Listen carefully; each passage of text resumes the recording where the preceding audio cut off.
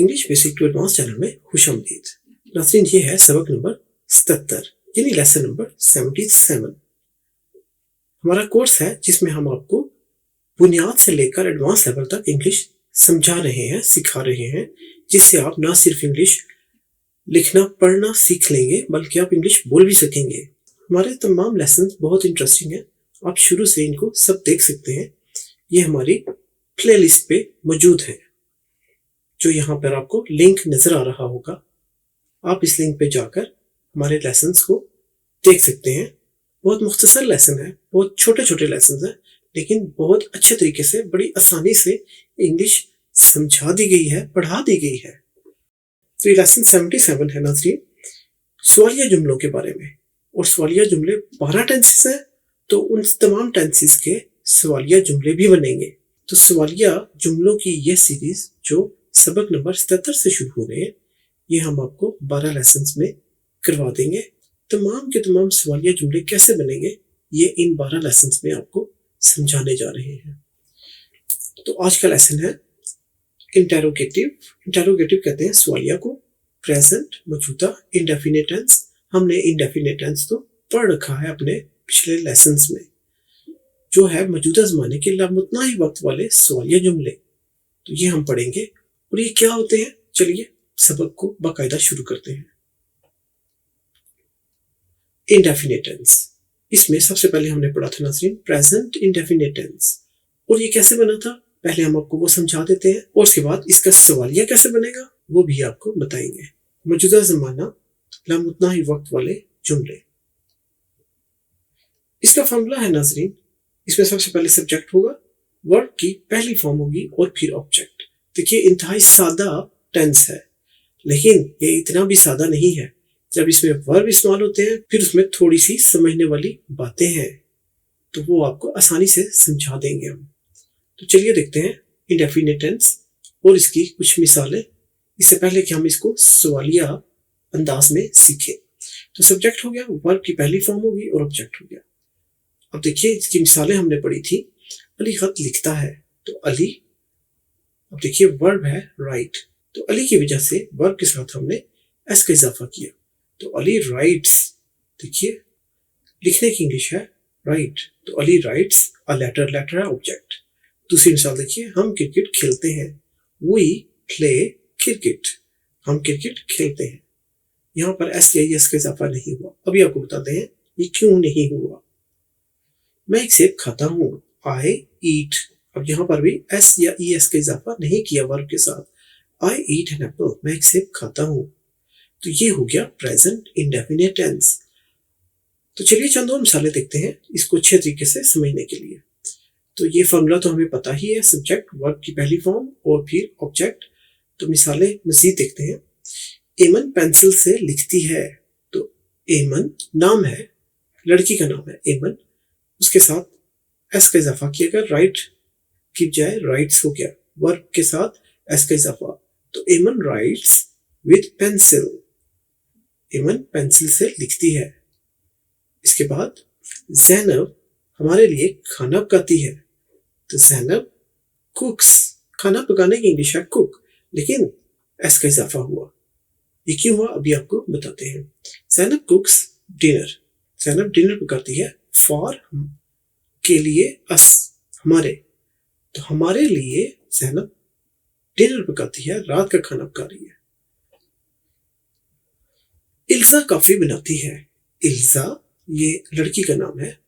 अब यहाँ पर मेक अ कॉफी की बजाय मेक्स अ कॉफी, तो एस का इजाफा किया गया, मेक्स। मेक्स है, मेक का मतलब है बनाना, ये वर्ब है बनाने की। इल्जा कॉफी बनाती है, इल्जा मेक्स अ कॉफी। मजीद मिसालें देखिए।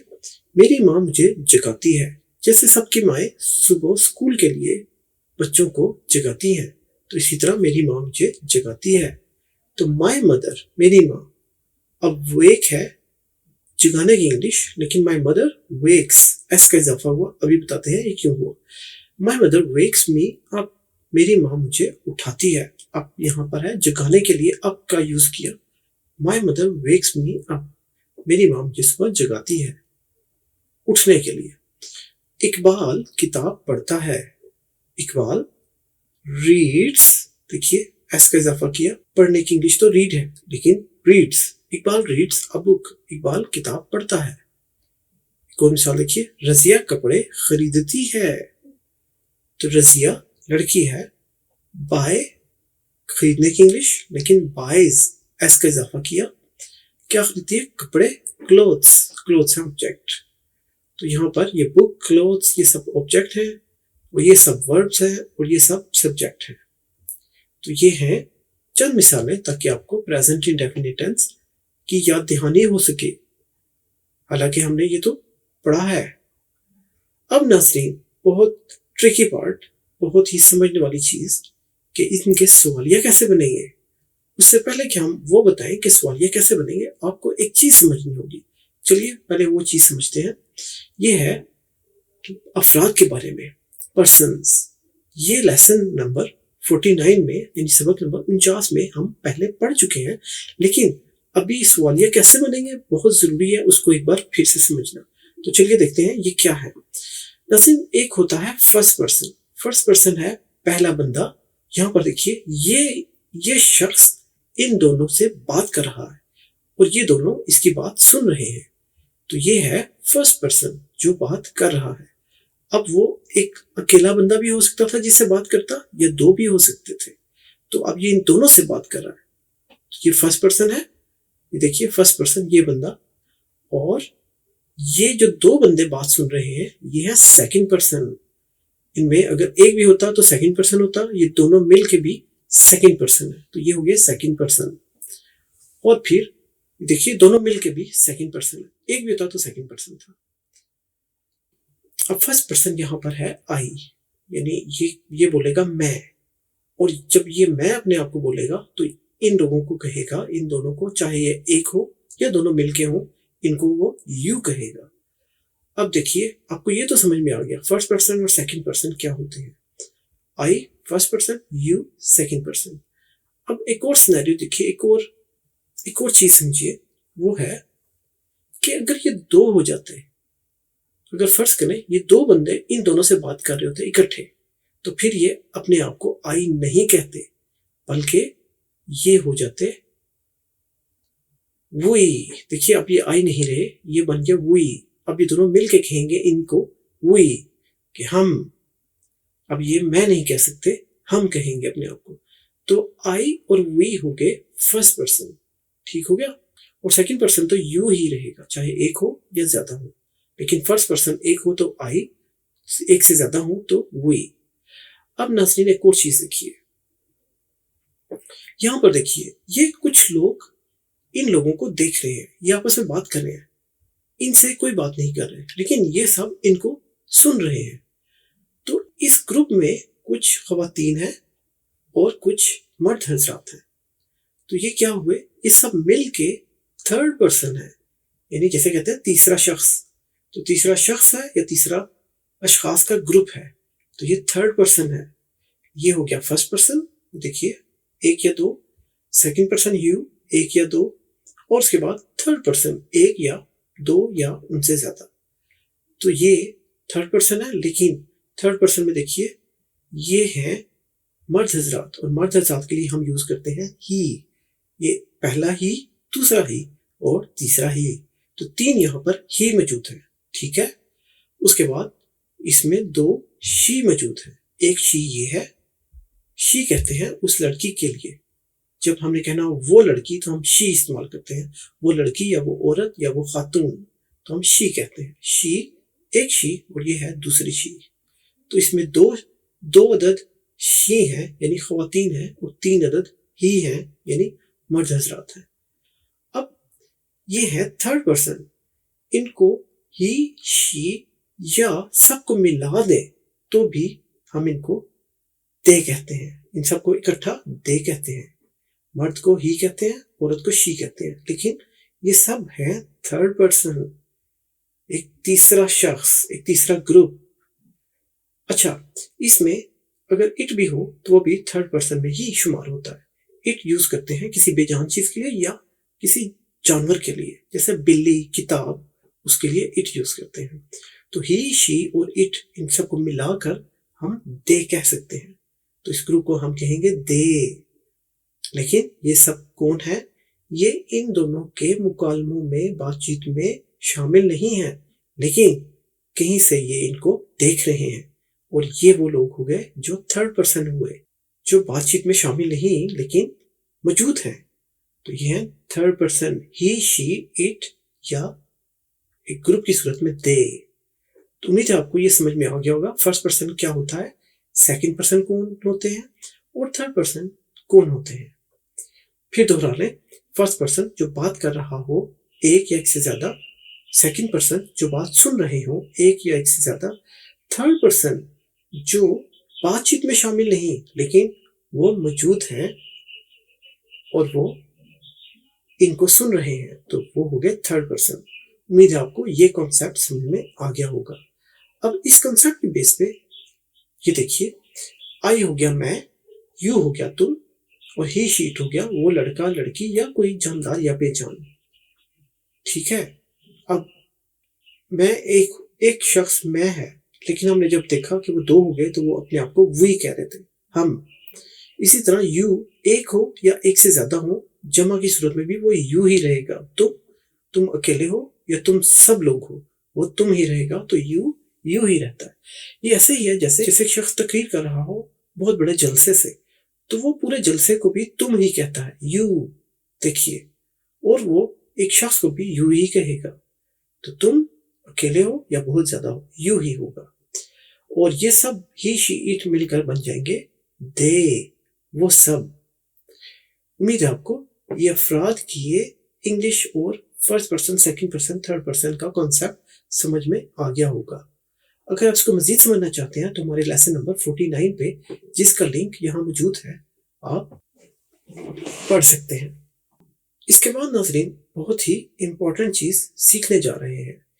इनको समझना क्यों जरूरी था अभी आपको पता चल जाता है। अब यहाँ पर देखिए, डू और डज का इस्तेमाल, डू एंड डज, ये क्या चीजें हैं। अब यहाँ पर देखिए, मैं या हम, अभी हमने सीखा आई या वी, फिर हमने देखा तुम, फिर हमने देखा दे, फिर हमने देखा ही, शी, इट। अब इन्हीं के मुताबिक डू या डज इस्तेमाल होंगे, और ये क्यों इस्तेमाल होंगे ये भी आपको भी बताते हैं। लेकिन यहाँ पर ये देखिए, किसके लिए डू इस्तेमाल होगा और किसके लिए डज। ये देखिए, आई और वी जहां पर आ जाए तो हमने डू का इस्तेमाल करना है, और यू हो तो भी डू का इस्तेमाल ही होगा, और जब दे आ जाए तो भी डू का इस्तेमाल ही हम करेंगे। लेकिन ये देखिए, ये ही, शी, इट, ये एक खतरनाक पहलवान की तरह है। जब ये आ जाए तो ये कहते हैं नहीं भाई, हमें डज इस्तेमाल करवाना है, अब डू इस्तेमाल नहीं होगा, तो इनके लिए डज इस्तेमाल होगा। उम्मीद है आपको ये समझ में आ गया होगा कि डू किसके लिए इस्तेमाल होगा और डज किसके लिए इस्तेमाल होगा, और ये सब क्या है ये हमने बड़े अच्छे तरीके से आपको अभी समझा दिया। अब देखते हैं interrogative present indefinite tense. Present का इंटेरोगेटिव इंडेफिनिट टेंस ये कैसे बनेगा? इसमें सबसे पहले डू या डज इस्तेमाल होगा। अब आपको अंदाजा होगा कि डू या डज किसके लिए डज इस्तेमाल होगा, किसके लिए डू इस्तेमाल होगा। उसके बाद सब्जेक्ट, वर्ब की पहली फॉर्म और फिर ऑब्जेक्ट, और इसके बाद हमने सवालिया निशान जरूर लगाना है। अब ये हम आपको मिसालों से बता देते हैं। डू या डज, सब्जेक्ट, वर्ब की पहली फॉर्म और ऑब्जेक्ट, ये तो है इसका formula. Interrogative present indefinite tense हमने देखा, डू या डज, सब्जेक्ट, वर्ब की पहली फॉर्म, ऑब्जेक्ट, और उसके बाद ये सवालिया निशान। ये जरूरी है, ये बताता है कि ये सवाल है, आप पूछ रहे हैं। तो ये हो गया हमारा फार्मूला। अब हम इसको मिसालों के साथ समझ लेते हैं। तो पहली मिसाल देखिए, हमने पहले पढ़ा था अली खत लिखता है। अब हो गया, क्या अली खत लिखता है? अब देखिए, अली जो सा है थर्ड पर्सन है, ये ही है। आपको याद है अभी हमने पढ़ा था कि जो थर्ड पर्सन है वो नाम भी हो सकता है और ही, शी, इट भी हो सकता है।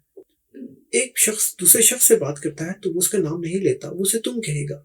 लेकिन जब वो थर्ड पर्सन एक ग्रुप में से किसी का नाम लेगा तो वो कहेगा अली, किसी के बारे में बात करेगा। तो अब ये दो शख्स हैं जो बात कर रहे हैं अली के बारे में, तो अली हो गया थर्ड पर्सन। तो देखिए, डज अली अली सब्जेक्ट का हो गया, डज यहाँ से हमने लिया, और वर्ब की पहली फॉर्म राइट, लिखने की इंग्लिश है, अ लेटर ऑब्जेक्ट है। Does Ali write a letter, और ये सवाल के निशान। तो does Ali write a letter, क्या अली खत लिखता है, ये देखिए उर्दू में भी सवाल के निशान। दूसरी मिसाल देखिए, क्या हम क्रिकेट खेलते हैं, तो यहाँ पर आ गया डू, फॉर्मूले से डू, वी सब्जेक्ट, वर्ब हो गया प्ले, उसके बाद ऑब्जेक्ट है cricket. Do we play cricket, देखिए अब सवाल बन गया ये, क्या हम क्रिकेट खेलते हैं। अब देखिए आपको जैसा बताया था, आई और वी के साथ डू का इस्तेमाल होगा, तो पहले डू लगाया और उसके बाद फिर वी, फिर उसके बाद प्ले, फिर ऑब्जेक्ट क्रिकेट। क्या हम क्रिकेट खेलते हैं, डू वी प्ले क्रिकेट। तीसरी मिसाल देखिए, क्या मैं एक सेब खाता हूं, पहले था मैं एक सेब खाता हूं, सवाल ये नहीं था, अब हो गया क्या मैं एक सेब खाता हूं। देखिए सवाल बन गया, पूछ रहा है। तो वैसे ही आई और वी के साथ जैसा कि बताया आपको डू का इस्तेमाल होगा, तो पहले हमने फॉर्मूले से डू उठा लिया, डू सब्जेक्ट हो गया आई, वर्ब है ईट और उसकी पहली फॉर्म ईट, और फिर ऑब्जेक्ट है an apple. Do I eat an apple, क्या मैं एक सेब खाता हूं। तो देखिए ये आपने सवाल बना लिया। अगर आप बातचीत करते हुए आई ईट एन एप्पल ये बोलेंगे तो सुनने वाला वो आपको कोई रिस्पॉन्ड नहीं करेगा, वो आपको जवाब नहीं देगा। ये देखा गया है, बहुत सारे इमिग्रेंट्स जब मगरबी ममालिक में आते हैं तो वो इस बात का ख्याल नहीं रखते, वो हमेशा आई ईट एन एप्पल या वी प्ले क्रिकेट पूछने के लिए भी वो ऐसे ही बोलते हैं, लेकिन जब तक वो डू या डज ना लगाए तो अंग्रेज उसको जवाब नहीं देते, क्योंकि उन्हें पता ही नहीं चलता कि ये बंदा सवाल पूछ रहा है। हालांकि हिंदी या उर्दू में हम ऐसे भी सवाल पूछ लेते हैं, हम क्रिकेट खेलते हैं या ऐसे ही आप बात करते हैं तो सुनने वाला समझ जाता है ये सवाल पूछ रहा है। लेकिन मगरबी ममालिकों, इंग्लिश बोलने वाले ममालिक में जब तक सवालिया को प्रॉपर सवालिया नहीं बनाएंगे तो आपको जवाब नहीं दिया जाता। तो ये नोट किया गया है कि अंग्रेज लोग उम्मूमन इस तरह के लोगों का चेहरा देखते रहते हैं कि क्या वो जवाब में या इसने क्या बात की है। जब तक डू और डज ना लगाएं तो वो जवाब नहीं देते, बल्कि आपको देखते रहते हैं। चंद और मिसालें देख लेते हैं। ये है फार्मूला और कुछ और मिसालें। ये देखिए, क्या एमन पेंसिल से लिखती है, हमने पढ़ा था पहले एमन पेंसिल से लिखती है। अब हम सवाल पूछ रहे हैं क्या एमन पेंसिल से लिखती है, तो इसका जुमला बना डज एमन। देखिए एमन है थर्ड पर्सन, अब लोग आपस में बात कर रहे हैं एमन के बारे में। डज एमन राइट, एमन हो गया सब्जेक्ट, राइट है लिखने की English, right with pencil, does एमन राइट विद पेंसिल, और उसके बाद सवालिया निशान। तो ये है सवालिया प्रेजेंट इंडेफिनिट टेंस। इसके बाद दूसरी मिसाल हमने पढ़ी थी, ज़ैनब हमारे लिए खाना पकाती है। अब सवाल बन गया, क्या ज़ैनब हमारे लिए खाना पकाती है। Does Zainab cook dinner for us, उसके बाद सवालिया निशान। देखिए डज इस्तेमाल हुआ और उसके बाद वैसा ही सारा जुमला। अब आपको समझ में आ रहा होगा कि डू और डज इनका समझना क्यों जरूरी है और कहां पर डू इस्तेमाल होगा, कहां पर डज इस्तेमाल होगा। इसीलिए आपको पहले सारे अफराद के बारे में बताया, और first person, second person, third person, इसीलिए आपको बताया कि थर्ड पर्सन के लिए डज इस्तेमाल होगा, फर्स्ट और सेकंड पर्सन के लिए डू इस्तेमाल होगा। चलिए एक मिसाल और देखते हैं। क्या इल्जा कॉफी बनाती है, पहले था इल्जा कॉफी बनाती है और हमने पढ़ा इल्जा मेक्स। देखिए पहले यहां पर एस था, अब इल्जा चूंकि थर्ड पर्सन है, डज इल्जा मेक अ कॉफी। अब यहां पर एस या ईएस का इजाफा नहीं करना, क्योंकि एस या ईएस का जो इजाफा था वही डू और डज की वजह से इन्होंने अपने ऊपर ले लिया और वर्ब को अकेला छोड़ दिया। तो अब हमें परेशान होने की जरूरत नहीं कि इसके साथ एस या ईएस लगाना है। अगर आपने एस या ईएस लगा दिया तो ये गलत हो जाएगा, क्योंकि डज ने जो खुद ले लिया अपने ऊपर। तो डज इल्जा मेक अ कॉफी, क्या इल्जा कॉफी बनाती है। मजीद मिसाल देखिए, क्या मेरी माँ मुझे जगाती है। तो डज माई मदर भी चूंकि शी है, ही शी इट जैसा हमने पढ़ा था, तो थर्ड पर्सन में ये आ गया, तो थर्ड पर्सन की वजह से डज इस्तेमाल हुआ। और पहले था माई मदर वेक्स, मेरी माँ जगाती है, अब वेक्स नहीं होगा, एस यहाँ पर नहीं लगाना, क्योंकि डज के साथ तो एस लगा हुआ है। डज आया ही इसीलिए है क्योंकि इसने वेक्स का एस हटाना था। तो does my mother wake me up, क्या मेरी माँ मुझे जगाती है। वेक अप है जगाने की इंग्लिश, लेकिन वेक मी अप जगाने क्या कि जगाती है। दूसरी मिसाल देखिए, क्या इकबाल किताब पढ़ता है। पहले था इकबाल किताब पढ़ता है, तो इकबाल रीड्स, देखिए एस था यहाँ पर, लेकिन अब है क्या इकबाल किताब पढ़ता है। तो इकबाल चूंकि थर्ड पर्सन है, ही शी इट या किसी का नाम थर्ड पर्सन होता है, तो डज इकबाल रीड, अब यहाँ पर एस नहीं है। रीड अ बुक, इकबाल है सब्जेक्ट, रीड है वर्ब और अ बुक है ऑब्जेक्ट। तो डू या डज में से डज इस्तेमाल होगा क्योंकि इकबाल ही शी इट में या थर्ड पर्सन में शामिल है। ही शी इट नाम ये सब थर्ड पर्सन है और उसके लिए डज इस्तेमाल होता है। तो does Iqbal read a book, क्या इकबाल की किताब पढ़ता है। उसके बाद देखिए, क्या रजिया कपड़े खरीदती है। पहले था रजिया कपड़े खरीदती है और हमने पढ़ा रजिया बाइज, एस लगाया था यहाँ पर। अब चूंकि रजिया थर्ड पर्सन है, ही शी इट या नाम थर्ड पर्सन है, तो इसलिए डज लगा, डू नहीं लगा।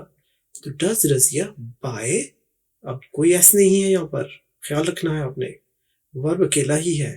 डज रजिया बाय क्लोथ्स, क्या रजिया कपड़े खरीदती है। यहाँ पर एक गलती है, सी यहाँ पर छोटा होना चाहिए, तो इसका आप ख्याल रखिएगा कि पहला लफ्ज या नाम बड़ा होता है, नाम का पहला हर्फ बड़ा होता है और जुमला शुरू करने के लिए पहला हर्फ बड़ा रखते हैं, बाकी सारे हरूफ छोटे होंगे।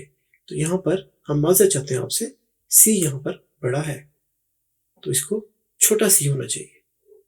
Does Razia bye clothes question mark. तो ये था नाजरीन हमारा लेसन नंबर 77। उम्मीद है आपको ये समझ में आ गया होगा। ये प्रेजेंट इंडेफिनिट है तो आसान, लेकिन इसमें डू और डज इसको थोड़ा सा समझने वाला बना देते हैं, इसको समझना थोड़ा सा चैलेंजिंग हो जाता है, ट्रिकी है। तो लेकिन जिस तरीके से हमने आपको समझाया, उम्मीद है आपको अच्छे तरीके से ये समझ में आ गया होगा। इसका हमने नेगेटिव पढ़ा था, अब हमने इसका इंटेरोगेटिव पढ़ा है, यानी पिछले लेसन्स में हमने प्रेजेंट इंडेफिनिट टेंस को मनफी यानी नहीं वाला टेंस कैसे बनेगा वो पढ़ा था, और अब हमने पढ़ लिया इसका सवालिया कैसे बनेगा। उम्मीद है आपको ये लेसन पसंद आया होगा।